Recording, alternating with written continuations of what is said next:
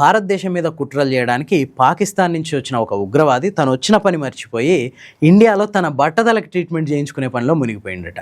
ఈ కథ చాలా ఫన్నీగా ఉంటుంది. నిజమో కాదో తెలియదు కానీ 2 రోజుల నుంచి తెగ వైరల్ అవుతుంది. ఈ స్టోరీ వింటే మీరు కూడా విపరీతంగా నవ్వుకోవాల్సిందే. మహమ్మద్ ఉస్మాన్ అనే ఒక ఉగ్రవాది ఎన్నో రకరకాల ప్లాన్లు వేసి కాశ్మీర్లోకి ఎంటర్ అయ్యిండు. కానీ వాడికి ఒక పెద్ద సమస్య ఉంది, అదే వాడి బట్టతల. చాలా రోజుల నుంచి తన టీమ్మేట్స్తో కూడా చెప్పేటోడట, అన్న నాకు ఈ బట్టతల ఉంది, దీనివల్ల దీని మీద కాన్సన్ట్రేట్ చేయలేకపోతున్నా, నా సెల్ఫ్ కాన్ఫిడెన్స్ అంతా పోతుంది, నేను ఏ పని చేయలేను, ముందు దీనికి ఎట్లన్నా ట్రీట్మెంట్ చేయించుకోవాలి, ట్రీట్మెంట్ చేయించుకున్న తర్వాత నేను ఎన్ని ఆపరేషన్లన్నా చేస్తా అని చెప్పేటోడట.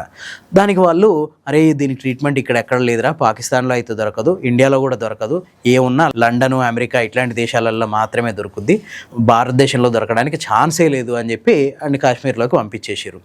కాశ్మీర్లోకి పంపించిన తర్వాత శ్రీనగర్లో ఈ హెయిర్ ట్రాన్స్ప్లాంటేషన్ క్లినిక్ని చూసి అక్కడ బట్టతలను పోగొట్టుకోవాలి అని చెప్పి ఫిక్స్ అయిపోయాడు. తన దగ్గర ఉన్న ఆయుధాలన్నీ పక్కన పెట్టి శ్రీనగర్లో ఉన్న ఒక హెయిర్ ట్రాన్స్ప్లాంటేషన్ క్లినిక్లో తన బట్టతల మీద జుట్టు మొలిపించుకునే పనిలో పడ్డాడు. ఆ కొత్త జుట్టు వచ్చిన తర్వాత వాడి ఆలోచనలన్నీ మారిపోయినాయి. టెర్రరిజం ఇదంతా నాకు వద్దు, ఎందుకు వచ్చిన తలనొప్పి, ఇక్కడే ఒక అమ్మాయిని చూసి పెళ్లి చేసుకొని ఇక్కడే హాయిగా సెటిల్ అయిపోతే బాగుంటుంది అని చెప్పి కాశ్మీర్లో ఉంటే దొరికిపోతామన్న ఉద్దేశంతో పంజాబ్కి పారిపోయి వచ్చిండట. అక్కడ ఆడొచ్చిన పనంతా వదిలేసి తీరిగ్గా ఇంగ్లీష్ నేర్చుకుని ఇక్కడ నుంచి ఒక అమ్మాయిని పెళ్లి చేసుకుని విదేశాల్లో ఎక్కడైనా దొంగ పాస్పోర్ట్ సంపాదించి ఏ లండన్కో అమెరికాకో వెళ్ళిపోయి సెటిల్ అయిపోదాం అనేది వాడి ప్లాన్. కానీ ఈ దొంగ పాస్పోర్ట్ తీసుకునే క్రమంలో పోలీసులకు అడ్డంగా దొరికిపోయిండు. తర్వాత వాడిని ఎంక్వైరీ చేస్తుంటే వాడు చెప్పిన ఆన్సర్స్ విని పోలీసుల మైండ్ దొబ్బింది. సార్, నేను పాకిస్తాన్ నుంచి కాశ్మీర్కి వచ్చిన తర్వాత ఎట్లాంటి అకృత్యాలకు పాల్పడలేదు, కేవలం జుట్టు పెంచుకున్నాను, ఎక్కడెక్కడన్నా ఒక అమ్మాయిని చూసి పెళ్లి చేయించేసేయండి, నేను మా పాకిస్తాన్కి వెళ్ళను, ఇండియాలో ఉండను, ఎక్కడికైనా వెళ్ళిపోతా అని చెప్పి ఆ పోలీసులని రిక్వెస్ట్ చేస్తుండంట.